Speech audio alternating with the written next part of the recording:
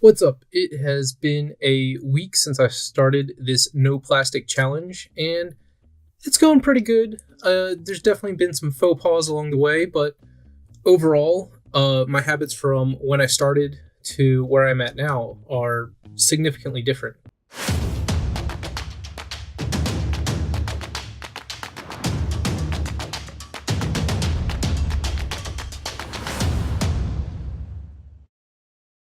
So this week definitely was not perfect, but it was way better than what I used to consume. Before I get a little further, this isn't like sponsored or anything, but I did want to talk about this product here real quick.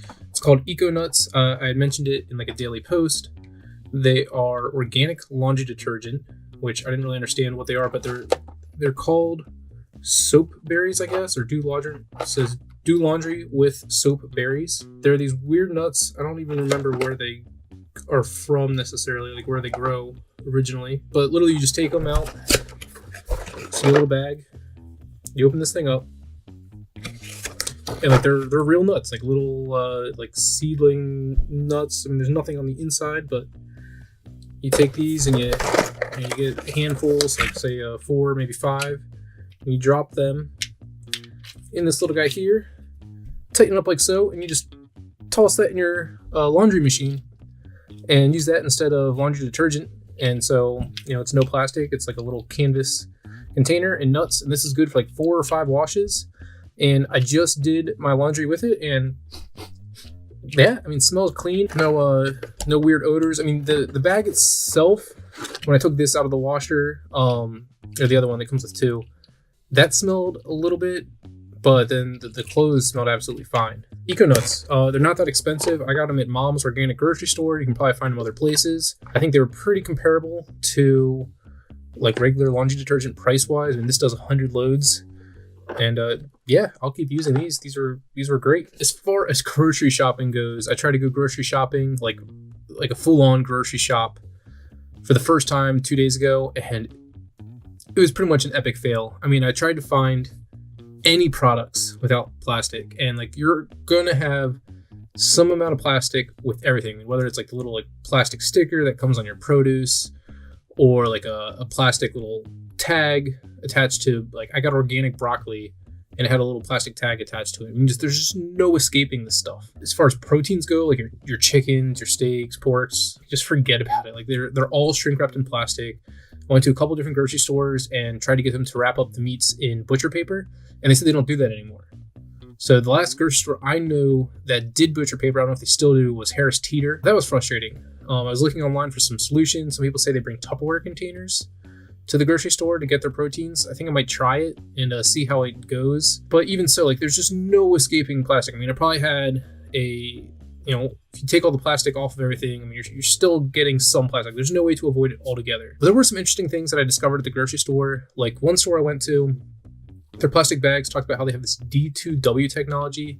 D2W is this additive for plastics, comes from this company in Italy.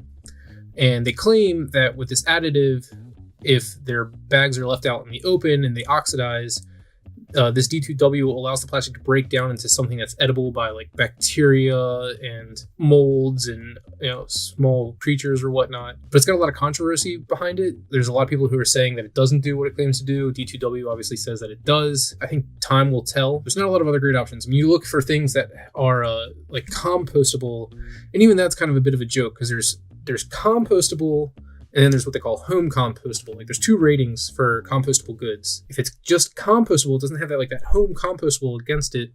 It means that that product can only be composted in a municipal composting facility. In a lot of the country, like the area I'm in, doesn't have municipal composting, like commercial composting. You're just left with residential, which means you have to have the home composting. It's confusing, but basically the difference is the standard compostable require like 140 degree temperatures over a long period of time, like a month plus, in order to decompose. And you're only going to get that in a commercial composting facility. Home compostable, they can compost at much lower temperatures. They'll compost in like a standard bin composter. They'll compost in like a tumbler composter, which is what I'm using. But it's really confusing. I've actually gone and bought some grocery home composting bags to try and use for my regular trash. Although from everything I'm reading, that doesn't really make a big difference because when you cap all your groceries, even the home compostable stuff doesn't really break down properly and it ends up turning into methane gas, which I don't really know a whole lot about the whole methane gas problem, but apparently it's really bad. Don't know if it's worse or better than the plastic thing. I figure a home compostable bag has to be somewhat better still than a regular compostable bag. Also, in the meantime, I've been using paper bags, although I hear they're kind of the same thing. The paper bag and the home compostable bag are basically in the same boat. They get buried in the trash, or they don't get oxygen, they turn into methane gas. I'm getting better on this whole route of not using single-use plastics and trying to be more sustainable and more eco-friendly, but there's a lot of bumps along the road. I mean, the market is just flooded with plastics, and for good reason. I mean, plastics have a lot of good uses in society. I mean, like in terms of keeping your food fresh. It's a really fantastic product in terms of food preservation. Like there's just nothing better on the market. You know, trying to find alternative methods is kind of like trying to take a step backwards to take a step forwards, and it's confusing. I mean, it has me shaking my head in frustration almost every evening trying to figure all this stuff out. My parents are definitely a little bit exhausted from all of it, but we're making progress slowly. All right, so that's just a little update. Hopefully I'll have a few more of these updates in the next few days to the next week to let you know kind of my progress as I go through this. Overall, though, some of the big things that we've done are we replaced our grocery bags with canvas bags. We've kind of already done that. My parents had done it, at least. I'm now doing it. We replaced our produce bags. Instead of like getting the plastic produce bags at the grocery store, we got like little mesh bags.